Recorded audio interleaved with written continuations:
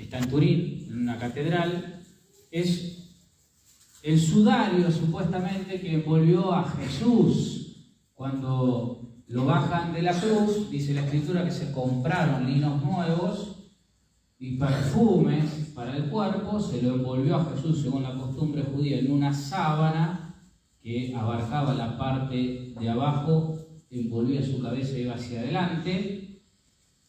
Así fue enterrado él. Bueno, en Turín, la iglesia de Turín dice tener ahí la reliquia de la sábana que envolvió el cuerpo de Jesús. ¿Por qué decimos dice? Porque la iglesia hasta el día de hoy nunca se ha pronunciado sobre eso. Nunca dijo la iglesia oficialmente si es la sábana santa de Turín, o dijo no es no es la que envolvió el cuerpo de Jesús. Nunca. Sí, Juan Pablo II y muchos papas han ido a venerar esa reliquia, y San Juan Pablo II ha dicho que es la síntesis del Evangelio. ¿Sí? ¿Por qué? Porque se ve a un hombre. Bueno, nosotros vamos a ver algunos datos en orden a algunos datos científicos que nos describen qué es la sábana santa y qué es lo que se ha encontrado. Tenemos que entender que es un lienzo de lino tejido a mano de más de 2000 años, que ha sido expuesto al aire libre en diferentes regiones de Asia y en muchas regiones de Europa, y que encima, en el monasterio donde estaba, en un momento se incendió el monasterio, así que la sábana santa está quemada y está remendada.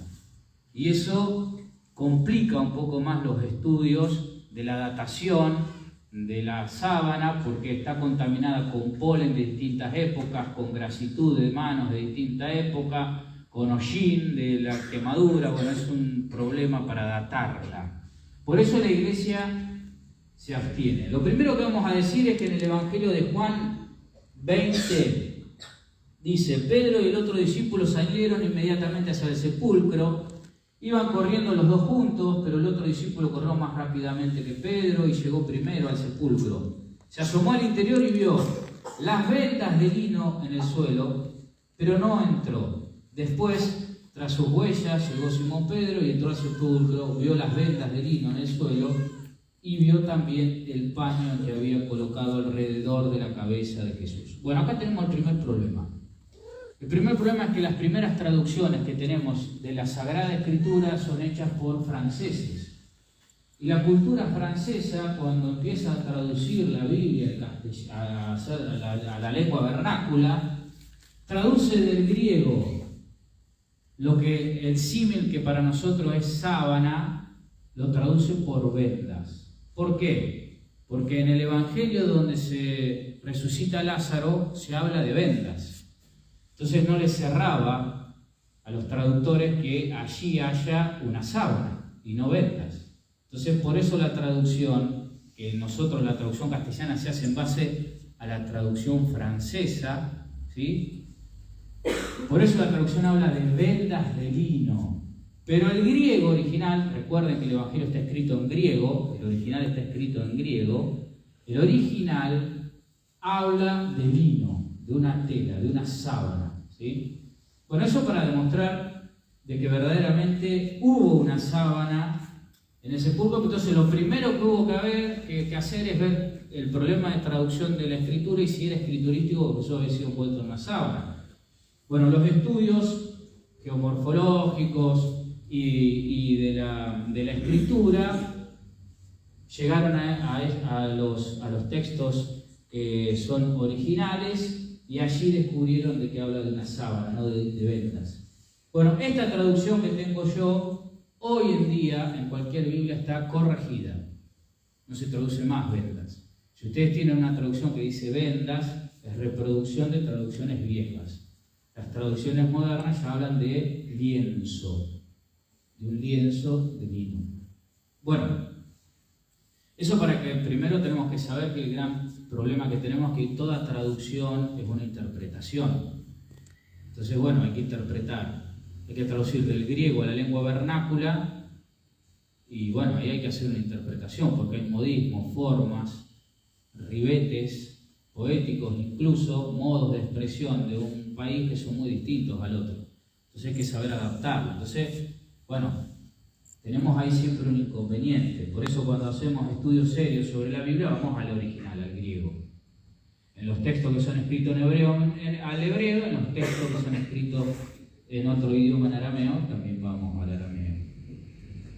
Bueno, la datación de rayos X. Acá hay algo que yo vi, pero que pasó, que es un grupo de científicos que le hace la prueba del carbono 14. ¿Qué es la prueba del carbono 14? Una prueba científica donde a través de los pigmentos de carbono que hay en una momia o en la ropa de una momia se puede datar el momento más o menos con cierta precisión de la historia en el que estuvo. Bueno, esa datación da que la sábana santa de Turín fue confeccionada en el 1530 o el 1570. Por lo tanto, no sería la sábana que envolvió a Jesús, salvo que, no sé. Bueno, esa prueba de carbono 14 fue refutada por el propio creador del método de carbono 14, porque los estudios más recientes dieron con este dato que hablamos al principio, que al haber estado expuesta en distintas regiones, etc., la polinización y el incendio, etc., han contaminado la tela. Por lo tanto, a través de la datación de los rayos X, etc., de otras técnicas, datan de que correspondería al tipo de tela y al tipo de enterramiento y al tipo de hilo que se usaba entre los siglos VI antes de Cristo y los siglos y el año 70 después de Cristo, más o menos. Así que podría ser datado ahí, pero ahí ya tenemos un problema. Las evidencias más modernas lo datan de 2000 años, pero hay evidencia científica que lo datan a la Edad Media. Pero ya vamos a ver algunas cositas de eso. Bueno, la datación del rayo X es un estudio de Liberato de Caro.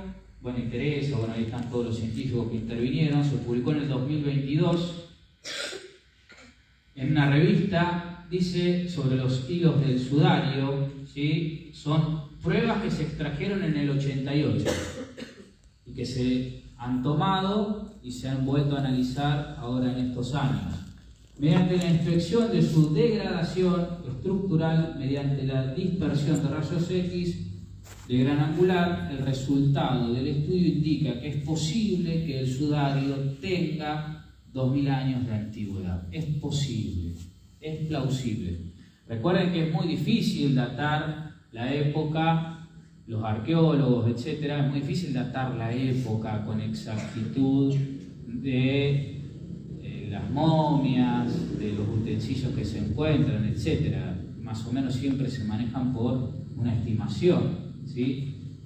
Bueno, las pruebas más recientes datan, la ubicarían a la sábana santa en esa época. Estamos obviando todas las pruebas históricas, digamos, hay infinidad de testimonios en la literatura pagana y en la literatura cristiana que hablan de esta sábana expuesta que hace milagros, etc.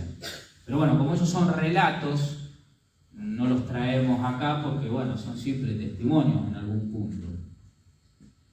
Pero la Iglesia Católica nunca se ha pronunciado ni a favor ni en contra. La muestra del carbono 14 data la tela en el siglo XV. Esta prueba ha sido refutada en el 2002 a causa de la contaminación de polen. Bueno, pues es lo que ya decíamos. Les voy a leer algo que decía San Juan Pablo II en un discurso en la Catedral de Turín, o sea, donde está la sábana santa. Fue allí a la catedral y dio esta homilía. En realidad es un discurso porque fue fuera de la celebración. Dice: dado que no es una cuestión de fe, la Iglesia no tiene competencia específica para pronunciarse sobre esas cuestiones. Como no es una cuestión de fe, la Iglesia no puede definir sobre cuestiones científicas. ¿Se entiende? Ella confía a los científicos la tarea de continuar investigando de manera que se puedan encontrar respuestas satisfactorias a las preguntas relacionadas con esta sábana, la cual, según la tradición, los relatos que decíamos nosotros, envolvió el cuerpo de nuestro Redentor después de haber sido bajado de la cruz.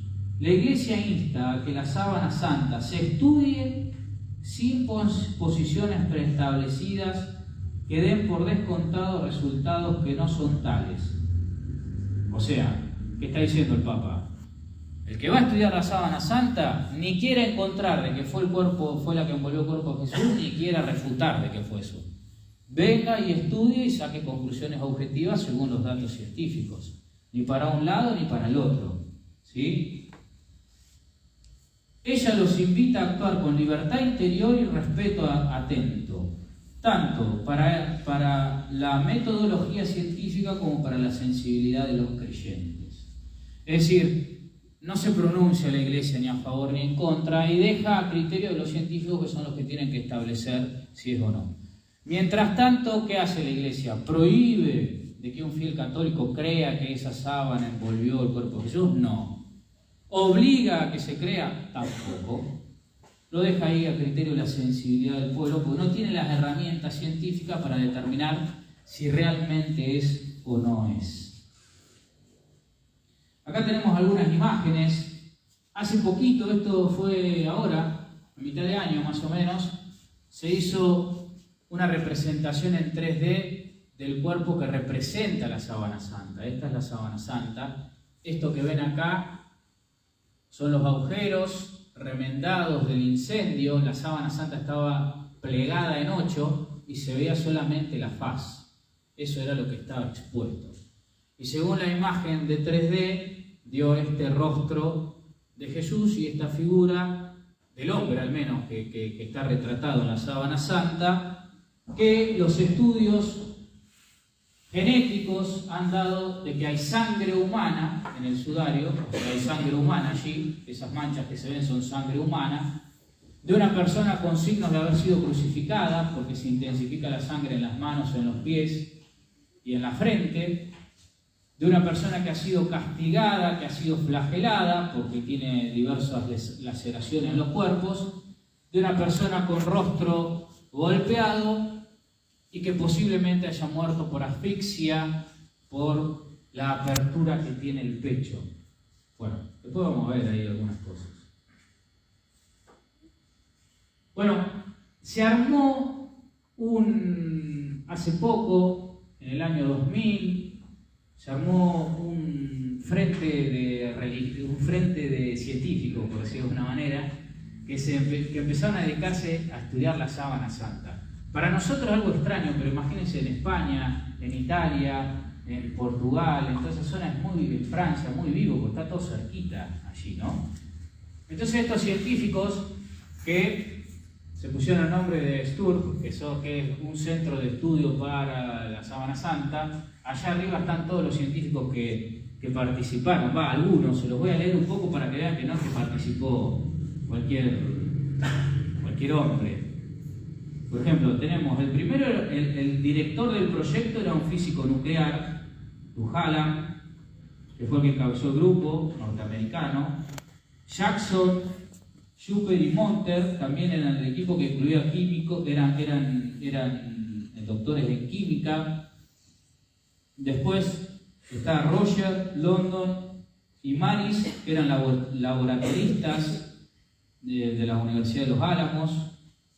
Y miembros del equipo se incluye, por ejemplo, astrofísicos, físicos ópticos, expertos en energía nuclear, patólogos, forenses, bioquímicos, todos estos muchachos. La mayoría eran de Estados Unidos. La lista es una lista larguísima de personas que intervinieron, porque intervinieron laboratorios de otros lugares. Las pruebas se llaman pruebas a ciegas. Es decir, este equipo extrae pruebas de ADN de la sábana santa porque hay sangre. Extrae pruebas del polen que hay en la sábana santa, extrae pruebas del tejido, lo mandan a distintos laboratorios del mundo sin decir la procedencia. Y cada uno de esos laboratorios tiene que identificar qué es lo que hay ahí y a través de eso ellos sacan sus conclusiones. Una de las conclusiones que sacaron es esta. Podemos concluir por ahora que la imagen de la sábana santa es la de una forma humana real de un hombre flagelado y crucificado. O sea, es un hombre real, no hay ahí una pintura. Después vamos a ver eso, hay un estudio que hizo la NASA, que es muy importante sobre eso. No es el producto de un artista, no hay una pintura, ¿sí? ¿Y eso por qué? Porque la NASA analizó a través de rayos X y de láseres de que la imagen está grabada de tal manera que los filamentos inferiores y superiores del lienzo no están marcados, sino solo los filamentos de intermedio, como si algo hubiese atravesado la tela. ¿Se entiende? Es decir, esta tela puede estar manchada, pero los filamentos de esta parte superficial y la de esta parte aparecen blancos. Sin embargo, se ve una imagen y cuando se lo analiza, lo que está pintado, manchado, son los filamentos del medio, del entremedio que constituyen la tela. Por lo tanto, si la sábana santa data del siglo XV, no hay técnica para hacer eso en esa época. Si la sábana santa data del 2020, tampoco hay técnica para hacer eso. Así que no hay ninguna técnica hoy en día que pueda hacer eso sin dañar la tela. Bueno, entonces se sabe que no es una pintura. Se han encontrado pigmentos de pintura en la tela, pero también se sabe que durante un periodo las monjas que cuidaban la sábana santa la restauraban para que no pierdan. Querían hacer un bien y claro, que iban a saber que después iban a venir los científicos a descubrir eso. Entonces la restauraban pero bueno, lograron sacar ADN, ¿sí? Entonces hay algunos pigmentos, algunos estudios arrojan que hay pigmentos de pintura, pero estos más recientes y sobre todo los de la NASA dicen que no es una técnica de pintura y que no hay pintura, es como una tiznación, una especie de tiznación de la parte media de la tela. Las manchas de sangre están compuestas de hemoglobina, allá está la doctora que debe saber qué forma es eso, hemoglobina, y también dan una prueba positiva de albumina sérica, no sé qué. La imagen es un misterio continuo y hasta que se realicen más estudios químicos, quizás por este grupo de científicos o quizás por algunos científicos en el futuro, el problema sigue sin resolverse, dice. ¿Cuál es el problema? Que no se sabe el origen de la sábana. No es una confección de un artista, no es la confección de un artesano, por lo tanto, no sabemos. El científico no puede decir, sí, acá estuvo Jesús. Pero sí puede decir, esto no es un artificio, que es lo que establecieron, ¿sí? Bueno, ese artificio que decimos que no es real, vamos a ver un pequeño videito para que vean un científico ahora en el año 2020, un doctor en arte, se contacta con otro científico porque él va a hacer una tesis doctoral. El doctor en una materia es porque hace un aporte a esa disciplina, ¿no? El doctor en arquitectura es porque descubre algo nuevo y hace un aporte nuevo a esa ciencia. Bueno, este doctor en arte quería establecer una teoría, que era, si las imágenes que nosotros teníamos de Jesús eran a partir de la sábana santa, de la cara de Jesús de la sábana santa, o si eran posteriores, es decir, si todos los retratos de Jesús se habían inspirado en esto, del pueblo cristiano que la veneraba de los primeros siglos, o no.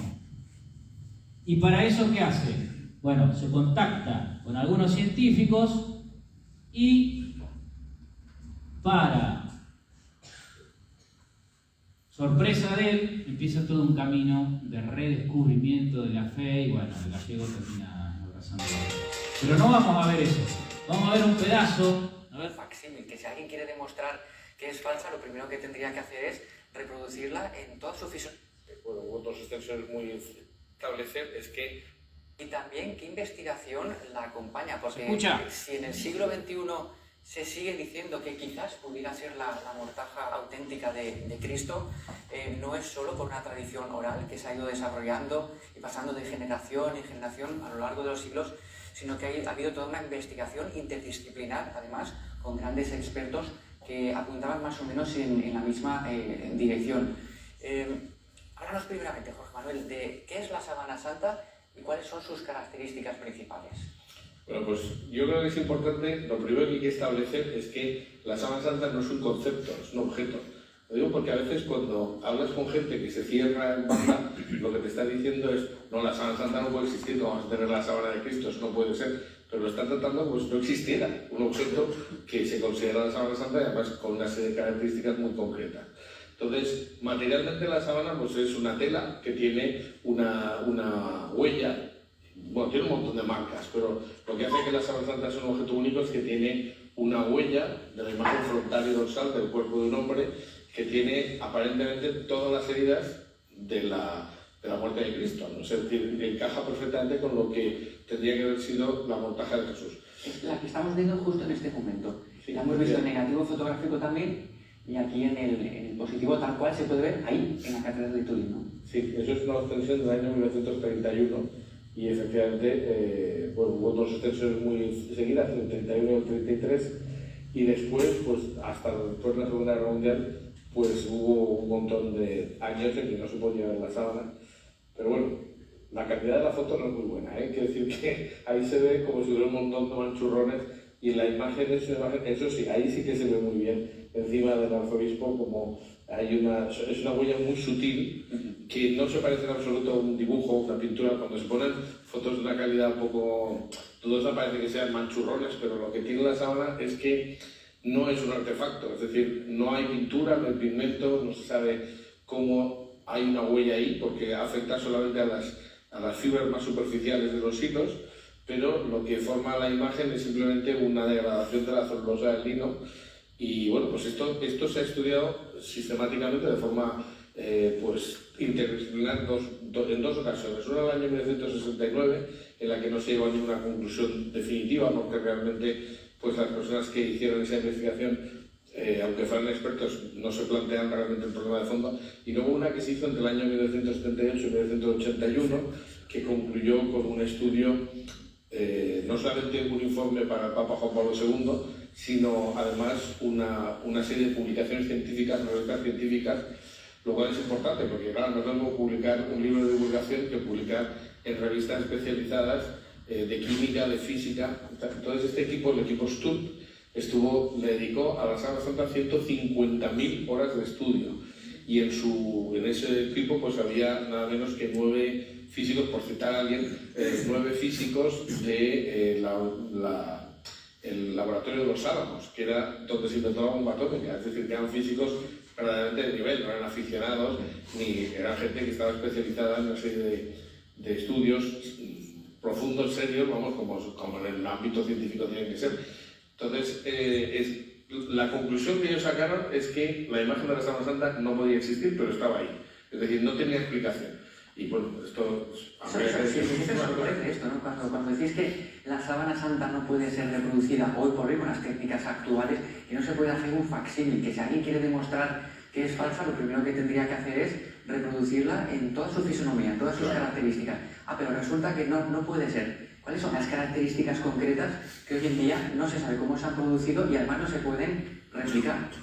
Exactamente, es que eso es lo que ocurre. O sea, de momento hay dos tipos de marcas, que son esa huella que hemos dicho que es muy sutil, y luego manchas de sangre, que evidentemente pues, se han determinado la existencia de glóbulos rojos, se han encontrado restos de piel, de carne, en fin, prácticamente hasta pigmentos biliares. Bueno, hay una serie de publicaciones muy amplias que normalmente cuando se habla de este tema, como no se puede profundizar, pues lo que ocurre es que se dicen, y siempre los oyentes tienen que creérselo un poco, ¿no? Por eso es importante remitir a que lean un poquito, porque en una publicación se puede siempre decir muchas más cosas.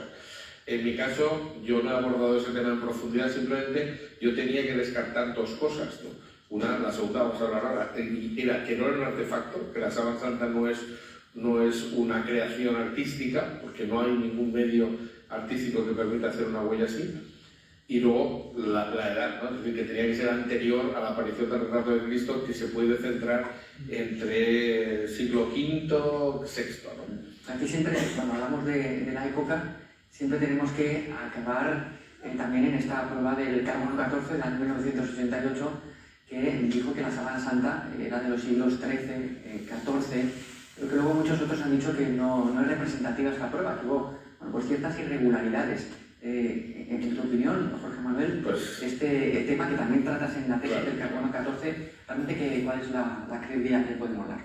Bueno, pues hay que tener claro que cuando uno habla de ciencia, pues no hay verdades absolutas, eso es verdad, pero la ciencia funciona bastante con la estadística, ¿no? Hay quien dice que la madre de la ciencia es la estadística. Entonces, las dataciones con carbono 14 que se han utilizado pues, a partir de 1960, que es prácticamente cuando empieza a desarrollarse ese método, bueno, ya empieza a aplicarse con una cierta sistemática, y luego a partir de los años 80, cuando cambia el sistema de medición del carbono 14 a través de lanzadores de partículas, pues en estas épocas, pues bueno, desde los años 80 hasta aquí, tenemos unas estadísticas amplísimas sobre qué pasa con el método del carbono 14. Es un método que determina la antigüedad de los objetos. Siempre tienen que ser objetos de restos biológicos, es decir, de animales o de plantas que han estado vivos y que en un momento determinado han muerto. Entonces, lo que descubrió el profesor Livy, que le dieron el premio Nobel precisamente por descubrir eso, es que en todos los seres vivos, en el momento de la muerte, empiezan a una velocidad constante a perder átomos de carbono 14 que existen en su composición. Entonces, como sabemos a qué velocidad desaparece el carbono 14 a partir del momento de la muerte de un ser vivo, pues midiendo cuánto les queda se puede atribuir una fecha. Entonces, la estadística lo que nos dice es que esto es un método, si las condiciones fueran perfectas, pues que tendría que ser 100% exacto.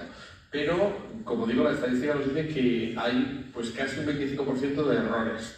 Entonces, ¿por qué ocurre eso? Pues porque la muestra no tiene condiciones. Es decir, hay alguna irregularidad en la muestra. Es decir, el método es exacto y te dice exactamente de la cantidad de carbono 14 que hay en la muestra que estás analizando. Bueno, más que nada lo que me interesaba era que vean las imágenes de la sábana santa. Este video lo pueden encontrar en YouTube para verlo entero.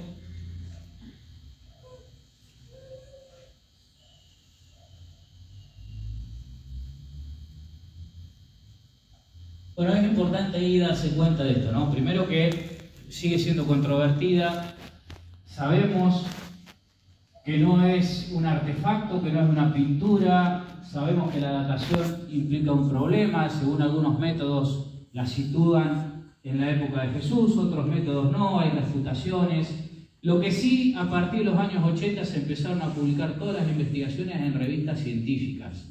Eso significa que las investigaciones que se hicieron son serias, tienen un protocolo, tienen una forma, tienen una manera de probar, de datar y de sacar conclusiones, por lo tanto, bueno, son verdaderamente rigurosas. Y las últimas nos han dicho que, bueno, no se puede explicar esa tiznación, esa particularidad de la sábana santa. Bueno, hasta ahí más o menos lo que tenemos de la sábana santa. Es eso, la Iglesia no dice ni qué es ni qué no es. Muchas de las experiencias científicas hablan de que sí. No puede ningún científico les va a decir esa es la sábana que envolvió el cuerpo de Jesús, pero sí nos puede decir de qué año es, si envolvió o no un cuerpo humano y qué tipo de cuerpo envolvió. Y ahí, en la genética, en los datos genéticos, vamos a tener algunas conclusiones importantes con respecto a los milagros eucarísticos. Unas coincidencias que son las que por ahí a nosotros nos pueden ayudar un poco. Bueno, vamos a definir qué es un milagro eucarístico. Es una manifestación milagrosa. Hay que entender que el milagro eucarístico no es para confirmar nuestra fe. No pretende confirmar nada el milagro eucarístico, simplemente es un suceso, una manifestación, un hecho. Algo que se produce de modo milagroso en donde el pedazo de pan que nosotros llamamos hostia, luego de ser consagrado, se transforma en carne. O el vino, luego de ser consagrado, se transforma y materializa en sangre. no al modo sacramental como lo recibimos nosotros, sino al modo real, ¿sí? Bueno,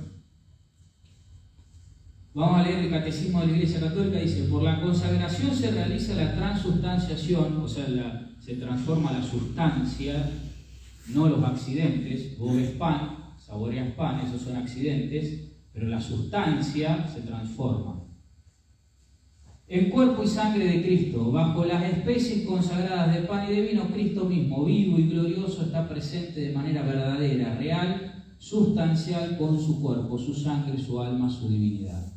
¿Por qué traigo esta cita? Porque estudiando esto encontré un estudio realizado en Europa que sostiene que solo el 30% del católico practicante cree en la presencia real de Jesús en la Eucaristía. En Europa, solo el 30% sabe de que realmente en la Eucaristía consagrada está Jesús vivo. Es un temón, es el centro de nuestra fe. Bien, hay 2 científicos y 2 milagros. Vamos a ver, les dije que hay más de 500 milagros estudiados. Vamos a estudiar el primero y vamos a estudiar uno que se dio acá en Buenos Aires, ¿sí? ¿Por qué? Porque es cerquita para ir a verlo, para chusmearlo. Bueno, el doctor Ricardo Castellón Gómez es doctor en psicología clínica, realizó estudios universitarios en Alemania, Estados Unidos. Bueno, ahí tiene más o menos el currículum. Fue discípulo de Rita Levi, que fue premio Nobel en medicina. Es decir, no es cualquier científico que se recibió ahí, es un tipo de investigación. Y el otro es Linoli, que ya ha fallecido. Fue médico, biólogo de renombre mundial y fue el que estudió el milagro del anciano, que es el milagro que nosotros vamos a ver, ¿sí? Y Ricardo Castellón, él mismo lo va a decir, era ateo, lo convoca Jorge Bergoglio, hoy que es Francisco, el Papa Francisco, para que estudie unas hostias que estaban teniendo una sudación rojiza. Y él a partir de ahí empieza a ver si hubo antecedentes de eso en la iglesia, y a partir del estudio de los milagros eucarísticos llega a Medjugorje, y en Medjugorje tiene una conversión muy grande en la aparición de la Virgen Nuestra Señora de la Paz, y a partir de ahí se dedicó toda su vida científica a divulgar los milagros eucarísticos y a predicar retiros. Bueno, este es el milagro del anciano. Cuando uno va a Italia se encuentra con esto, que es un relicario, ¿sí? Esto. ¿Qué hay acá? Esto. ¿Qué son estos globulitos de sangre? ¿Y qué hay acá? Carne, ¿sí? Carne. Este milagro, estamos hablando del año 700, así que tiene 1300 años. Es una locura de años, ¿sí? Y fue estudiado por infinidad de científicos. Nosotros tomamos a este hombre porque es quien más tiempo le ha dedicado y a quien más se ha consultado. Entre las conclusiones que se saca es la siguiente: la sangre de este milagro del anciano, de más de 1250 años de antigüedad, sin embargo todavía contiene todas las proteínas, los productos químicos y las propiedades físicas de la sangre recientemente derramada. Eso es la conclusión de un estudio hecho en el año 98. Es decir, vos agarrás eso, tomás una muestra y parece que no es cascarita, no es sangre podrida en estado de putrefacción, sino que es sangre recientemente derramada. Otra de las conclusiones que saca el doctor es: la carne es verdadera carne. O sea, esto que se ve acá no es ni un cartón, ni carne de cerdo, ni es carne de hombre, de ser humano. La sangre es verdadera sangre. La carne y la sangre pertenecen a la especie humana. La carne está constituida por el tejido muscular del corazón, que es una parte del corazón. En la carne están presentes en secciones el miocardio, el endocardio, el nervio vago, que no sé cuál es ese. hay varios vagos, pero no sé si tienen nervios. Y el relevante espesor del miocardio. Bueno, no se ve bien, no sé si es esto la definición. El miocardio es el músculo del corazón. Ahí está. Por eso lo estudiaron y es músculo del corazón de Jesús, teóricamente. Exactamente. El ventrículo cardíaco izquierdo, dice acá. Sí. La carne es un corazón completo en su estructura esencial. La carne y la sangre tienen el mismo grupo sanguíneo, AB, que es el mismo grupo sanguíneo que se encontró en la sábana santa de Turín. En la sangre se encontraron las proteínas normalmente fraccionadas con la proporción en porcentaje correspondiente al cuadro cero, no tengo ni idea de eso, proteico de la sangre fresca normal. En la sangre también se encuentran otros minerales: cloruro, fósforo, magnesio, potasio, sodio y calcio. La conservación de la carne y de la sangre dejadas al estado natural por espacio de 12 siglos, es decir, ahora están al vacío, pero durante esos 12 siglos estaban ahí en un relicario, no estaban al vacío para que se conserven. Dejadas en estado natural por espacio de 12 siglos y expuestas a la acción de agentes atmosféricos y biológicos, es de por sí un fenómeno extraordinario. No puede ser que con 12 siglos expuestos así nomás, la sangre y la carne ven como que son carne y sangre reciente. Bien. Lanciano, el milagro de Lanciano más o menos lo conocen. El sacerdote cuando va a consagrar es un monje, tiene duda de la presencia de Dios y el cáliz se le convierte el vino se convierte en sangre y el cuerpo se le convierte en carne. Según testimonio del mismo monje, en ese momento él dudó si Jesús estaba presente o no. Bueno, cerquita de allí se produce otro milagro eucarístico donde el sacerdote sin piedad también duda de la Eucaristía, empieza a sangrar la Eucaristía, la mete dentro de un corporal, que es el cosito blanco que desplegamos, se mancha todo el corporal, justo el Papa andaba por ahí, viene el Papa y gracias a ese milagro se establece Corpus Christi, por ejemplo, que es la fiesta que tenemos hasta el día de hoy. Bueno, entonces Lanciano hoy es un milagro que se puede ir a ver a Italia. Cuando vaya, si alguno va, es bueno. Pero para los que estamos un poquito más complicados, tenemos Buenos Aires. Que es la versión porteña de Lanciano. Bueno, recuerden qué pasó acá. ¿Sí? Esta es la parroquia Santa María en Almagro, Buenos Aires. El sacerdote estaba dando la comunión y viene una mujer que era ministro y le dice: Padre, hay una hostia en un candelabro allá cerquita de donde está Jesús, donde está el crucifijo. El sacerdote la va a agarrar, la iba a consumir, como la ve sucia, la mete adentro de un vasito con agua, que es el protocolo que se hace para que se disuelva. Pero no se disolvió, empezó a sacar manchas rojas, ¿sí? Que son eso que vemos acá en la imagen. Lo que vemos en la imagen es esto. Bueno, esto es el relicario y acá esto es como una cascarita, digamos, de sangre. Que después van a ver qué es, qué tipo de sangre es, etc. Entonces Bergoglio, ¿qué hace?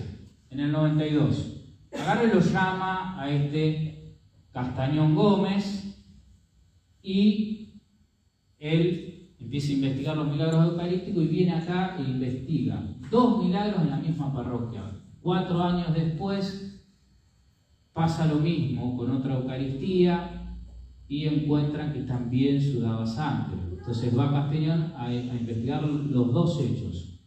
Uno que ya tenía 7 años de haberse producido, otro que tenía ya 4 años de haberse producido, los 2 en tiempos distintos, pero en la misma parroquia. Y una de las conclusiones a la que llega Castañón es: la carne era parte del ventrículo izquierdo, lo mismo que Lanciano. Lanciano estamos hablando del siglo VIII, ¿sí? El ventrículo izquierdo del músculo de un corazón de una persona de aproximadamente 30 años que había sufrido mucho al morir. ¿Por qué concluye eso? Porque lo manda a un forense yanqui, un estadounidense, con estas pruebas ciegas sin saber de dónde era. Y una de las cosas que cuenta, que lo llama el forense y le dice: la primera prueba me da que la persona esta está viva. Y la segunda prueba me da que está muerta, pero que ha sufrido mucho por la cantidad de glóbulos que tiene, no sé qué es, pero él explica ahí la cantidad de químicos que se encuentran, que no es lo mismo una muerte apacible que una muerte con sufrimiento. Bueno, entonces este forense lo llama y después Castañón le dice de dónde son sacadas esas muestras, y él mismo dice: algo tiene que haber producido en él, esperemos que haya convertido. Bueno, vamos a ver vamos a escucharlo a Castañón unos minutos, porque quiero que lo conozcan, está vivo todavía este hombre, y dando una conferencia sobre Lanciano, sobre el milagro de Buenos Aires y su relación, la relación que él ha tenido con eso.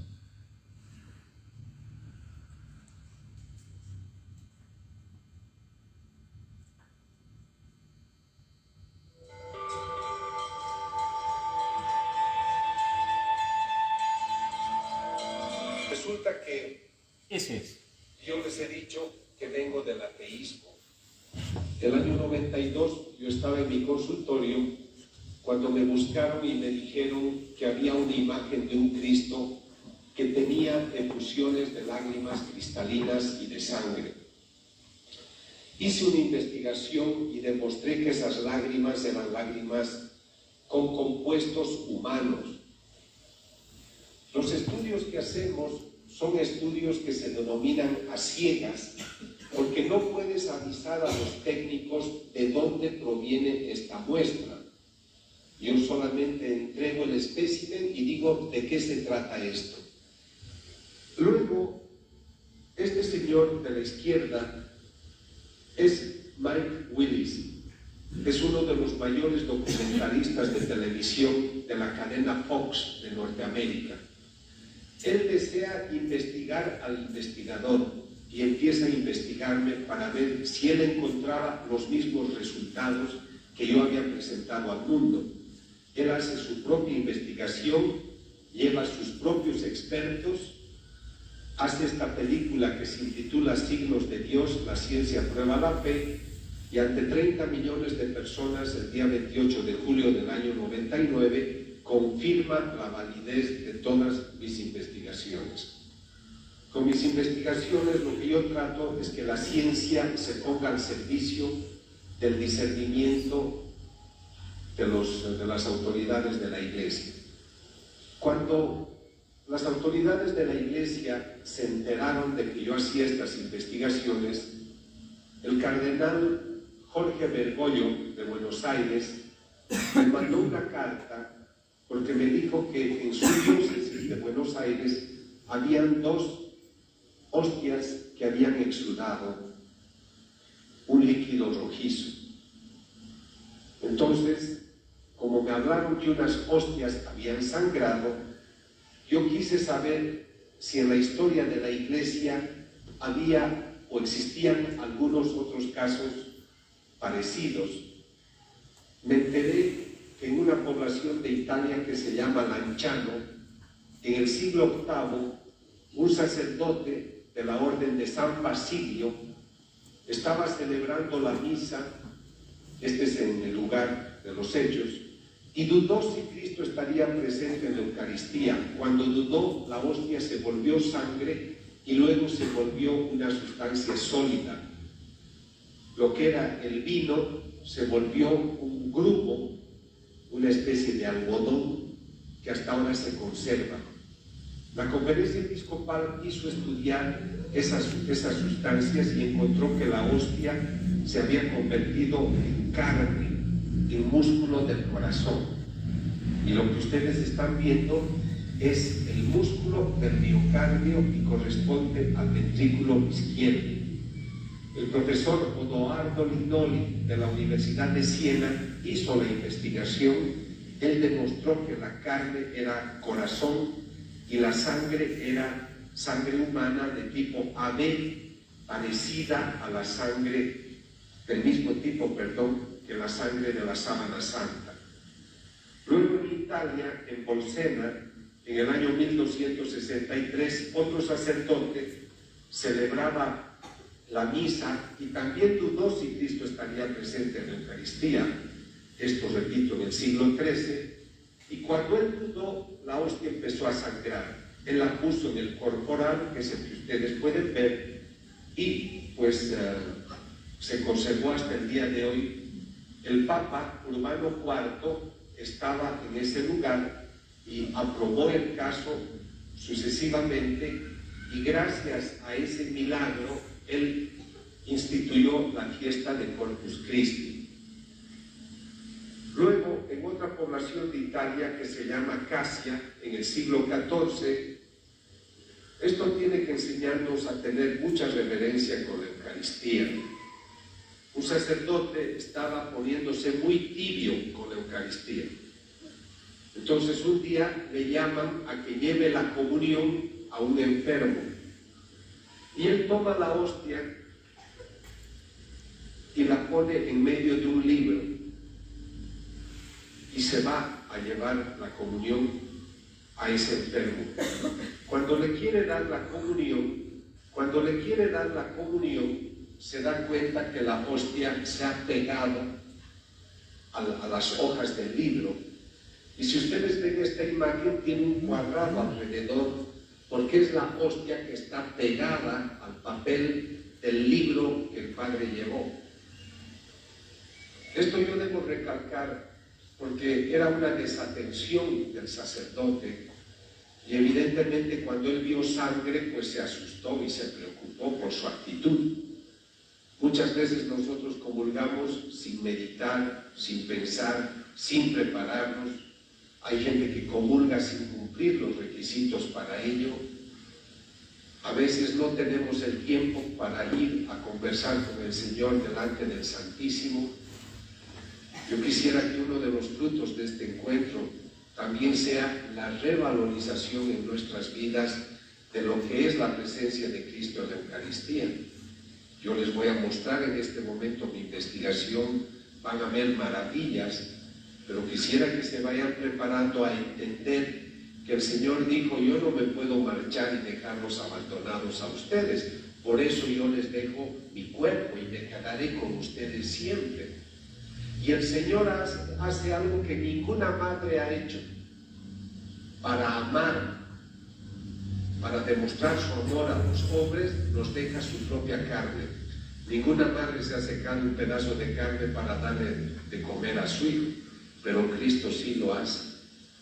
Y se queda en un tabernáculo 24 horas al día esperando que vayamos a visitarlo. Y en muchos países se cierran las iglesias porque no hay gente que vaya a conversar con el Señor. Entonces estos eventos místicos se han repetido en muchos lugares del mundo. El último es el de Betania, Venezuela, donde esta hostia sangró el año 91. El obispo del lugar, Monseñor Pío Melo Ricardo, hizo los estudios del caso y luego de los resultados reconoció que el caso era sobrenatural y autorizó la veneración de este caso.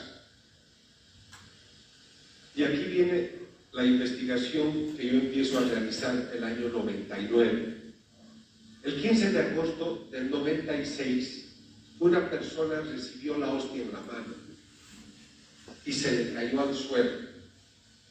Como estaba en el suelo, dijo: está sucia, ¿para qué voy a comulgar eso? Y la persona se salió. Otra persona más respetuosa de la hostia consagrada la levantó y le avisó al padre Alejandro P.C. que esa hostia estaba en el suelo. Entonces el padre la levanta y la coloca en un recipiente con agua para que se disuelva y la lleva a su tabernáculo. Repito, el 15 de agosto del 96. 11 días más tarde, él va a ver si es que en el tabernáculo esta hostia ya se ha disuelto en el respectivo recipiente y encuentra que tiene unas muestras de un color rojizo. Y el color rojizo toma luego toda la hostia. Van a consultarle al arzobispo siempre el año 96, pero el arzobispo, que era muy mayor, dice: mira, esta es una cosa muy complicada, no hagan nada, guarden la hostia hasta otro momento. 3 años más tarde, el 6 de octubre, el cardenal Jorge Bergoglio, nuevo arzobispo de Buenos Aires, decide hacer una investigación. Él llama al Vaticano y Monseñor Girotti, que es el responsable de mis investigaciones, le dice que puede buscarme para que yo haga la investigación. Entonces voy a entrevistar a los sacerdotes que han visto el caso. Tomo las muestras, son 2 muestras que debo analizar. Ahí estoy tomando una en un tubo, ese jovencito soy yo. Entonces veo la muestra y la voy a separar para un análisis ulterior. Tengo una muestra húmeda y luego tendré también otra muestra que es una especie de costra, que es una muestra seca. Ahí la ven.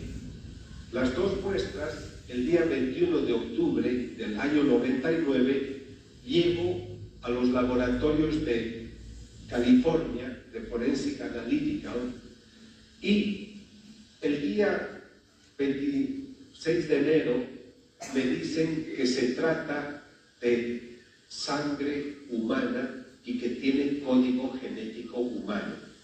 O sea, ese líquido rojizo que le sale a la hostia es sangre. Entonces me dicen: doctor, tenemos que avanzar un poco más en la investigación y lo vamos a contratar al profesor Lorenz, que es experto en histopatología. ¿Pero por qué quieren al doctor? Yo estaba asustado por los costos, porque estas investigaciones tengo que financiarlas yo. Esto no te paga la iglesia. Y esos estudios son caros. Entonces yo tenía miedo porque querían que entre otro médico. Dicen: porque hemos encontrado algo que parece piel humana. Entonces el doctor hace el análisis y dice: aquí hay piel humana y glóbulos blancos.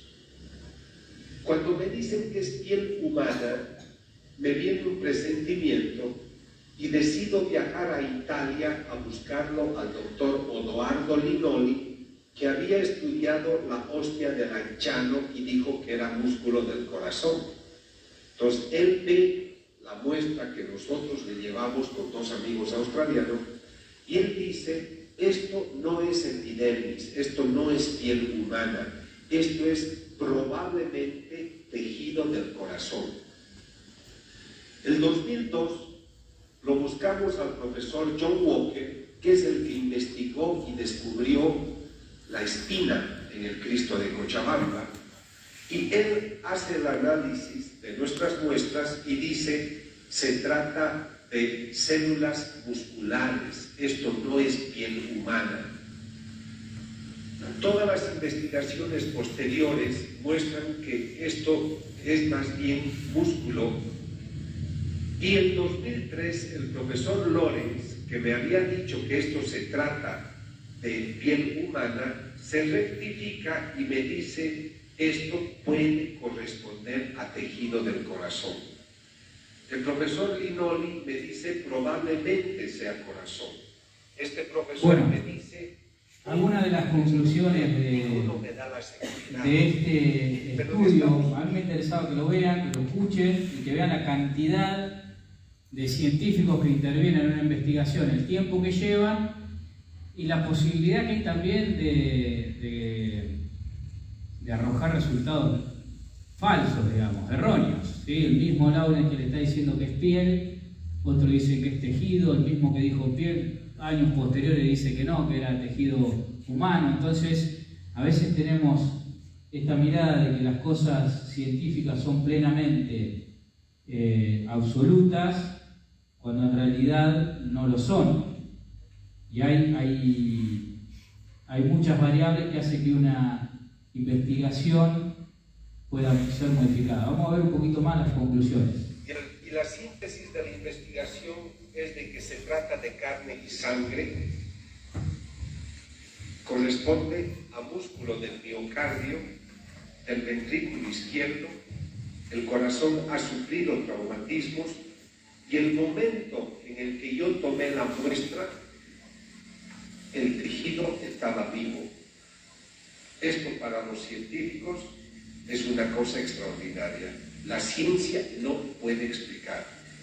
Yo no puedo hablar de milagro porque eso corresponde a la Iglesia. Lo que yo le digo a la Iglesia, aquí este informe, este caso es auténtico, no hay manipulación y ustedes tienen que decidir sobre esta, o sea, decidan lo que vean, pero aquí tienen un estudio totalmente válido. Entonces, el cardenal Bergoglio, a quien entregué el resultado el 17 de marzo de 2006, él me autoriza a que yo hable por el mundo de estos resultados, y en la parroquia de Santa María en Buenos Aires autoriza que se haga la veneración de esta muestra, de esta hostia sangrante. Lo más llamativo de esto uno hace ciencia es... investiga.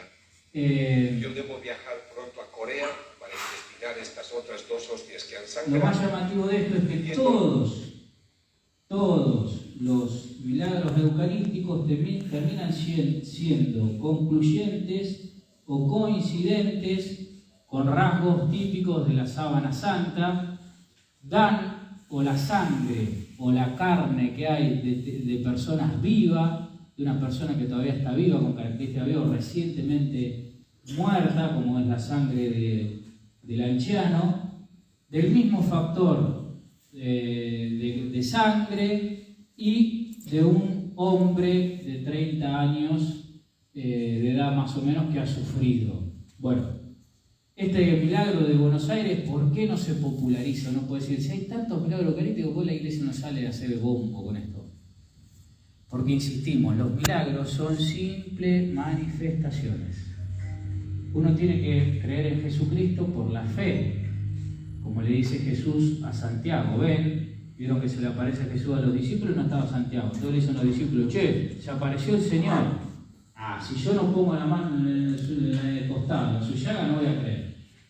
Al primer día de la semana, o sea, el domingo, están reunidos de nuevo, estaba Santiago ahí, pero es otro, y aparece Jesús y le dice, vení, poné tu mano al costado, poné tu mano en la llaga, en adelante, no seas incrédulo, sino hombre de fe. Felices los que creen sin haber visto.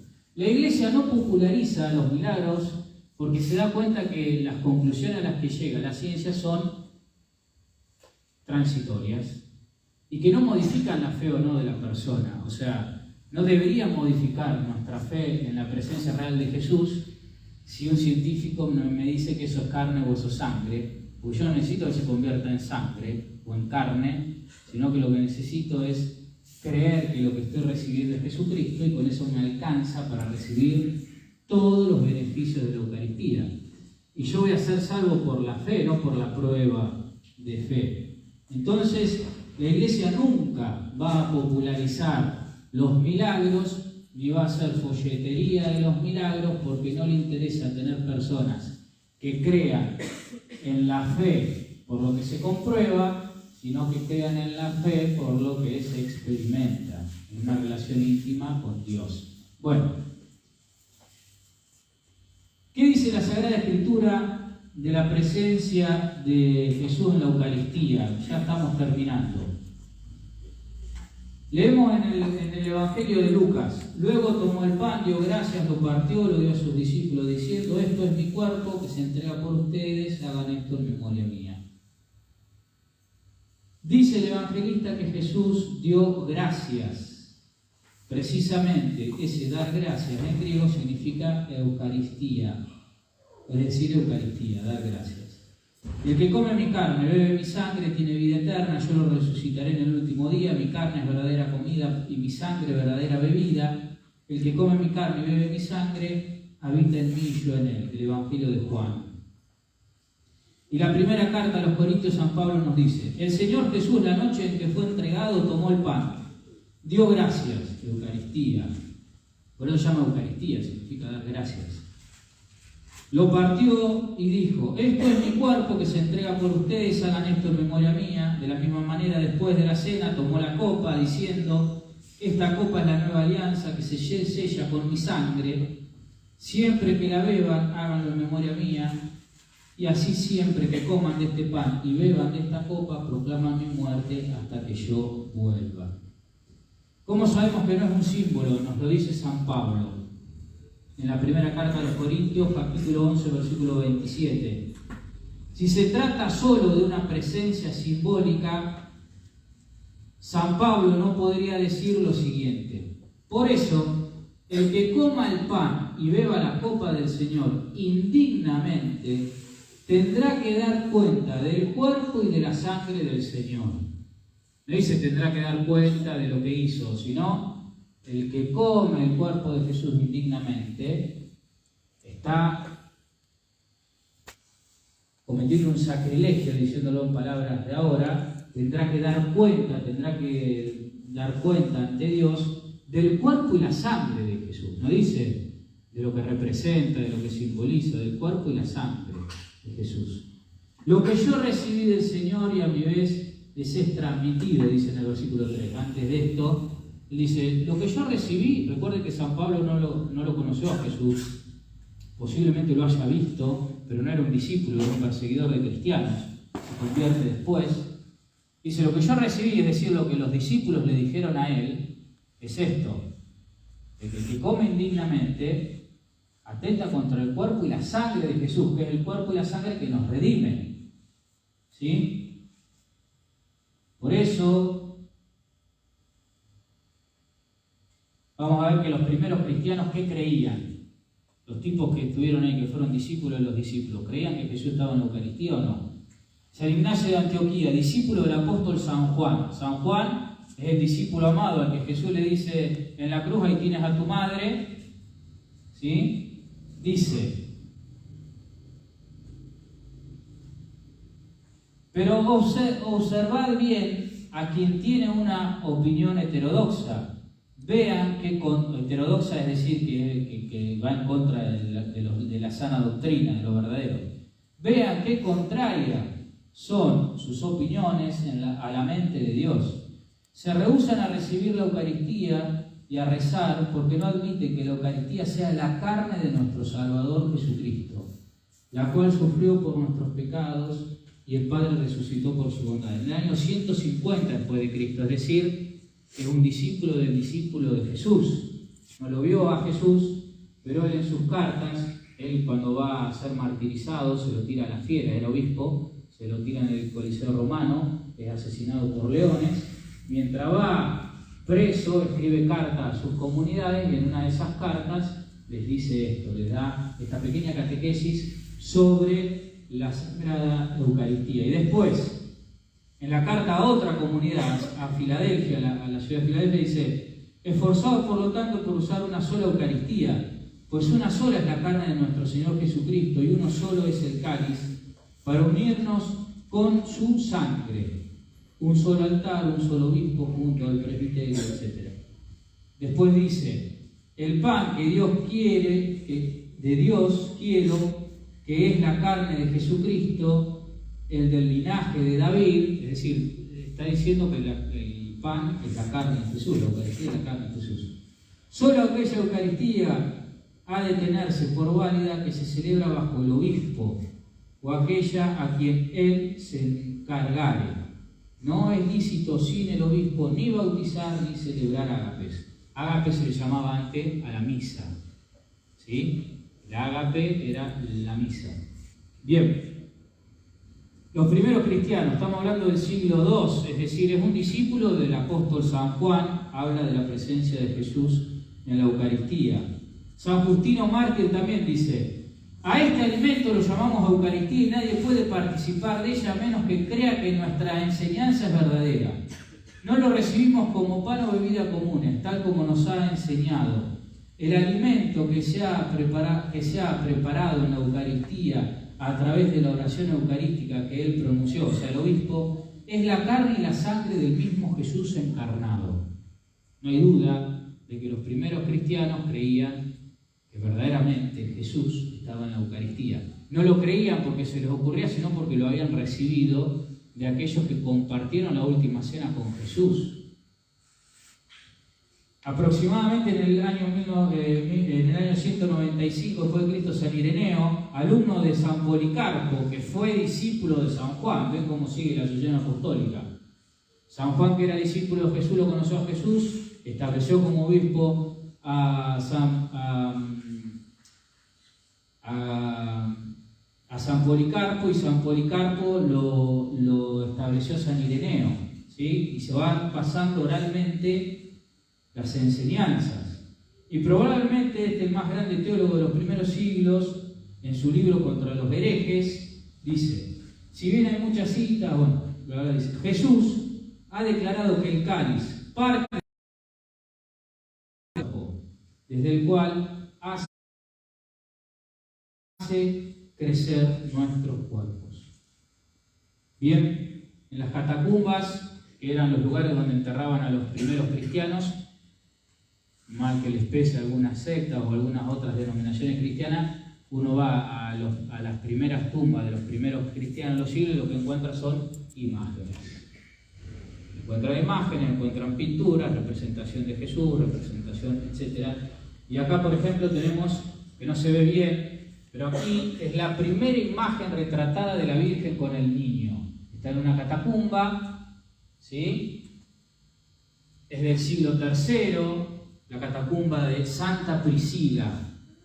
Y en la catacumba de San Calixto se ve este otro dibujo que es un pez y el pan, que es signo de la Eucaristía. Recuerden que el pez era el anagrama que tenían los primeros cristianos para ocultarse de la persecución, porque las siglas del pez, que en griego es Ictus, significa Jesús Christos, Theos, Soter, Huios, el Hijo de Dios, Jesucristo, Salvador, Hijo de Dios. Bueno, entonces Jesús y el pan, ¿sí? Esto está en una catacumba.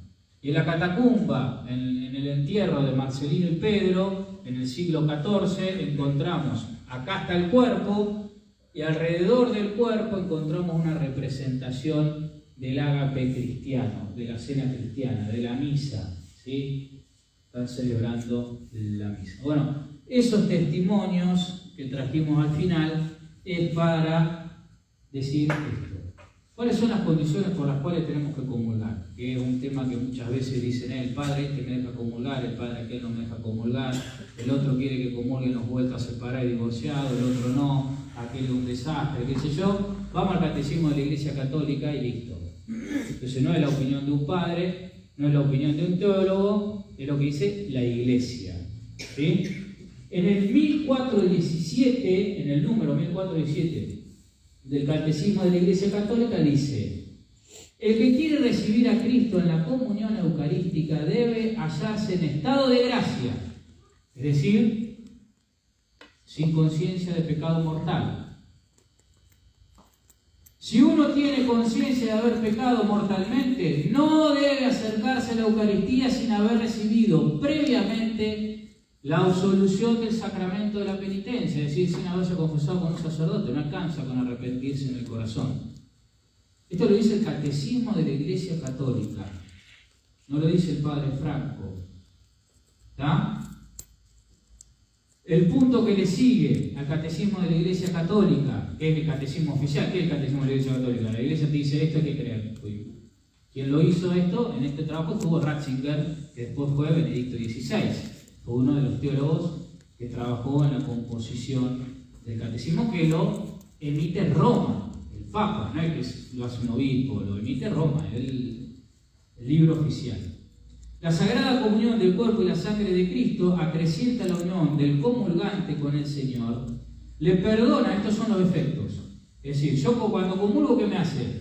Me acrecienta mi unión con Dios, con el Señor, perdona los pecados veniales y lo preserva de los pecados mortales. Fíjense, es un alimento de la Eucaristía, por supuesto, pero un alimento en este sentido, no en el sentido que todo el mundo tiene que comerlo. Puesto que los lazos de caridad entre el comulgante y Cristo, o sea, los lazos de amor, son reforzados, es decir, que acrecientan nuestro amor a Dios. Por eso tenemos que comulgar la mayor cantidad de veces posible. Y la recepción de este sacramento fortalece la unidad de toda la Iglesia, cuerpo místico de Cristo. un número más abajo, en el 1418 dice: puesto que Cristo mismo está presente en el sacramento del altar, o sea, en la Eucaristía, es preciso honrarlo con el culto de adoración. La visita al Santísimo Sacramento es una prueba de gran gratitud, un signo de amor y un deber de adoración hacia Cristo, nuestro Señor. Un deber. O sea, tenemos el deber como cristianos de pasar un rato a adorar al Señor. Vivir una vida eucarística de un intenso amor a Cristo exige un amor a cada uno de nuestros hermanos y hermanas en quienes Cristo está presente y con quienes compartimos nuestra comunión en Cristo. Este es un anticipo. Un anticipo del cielo. No me da mala voz. Bueno,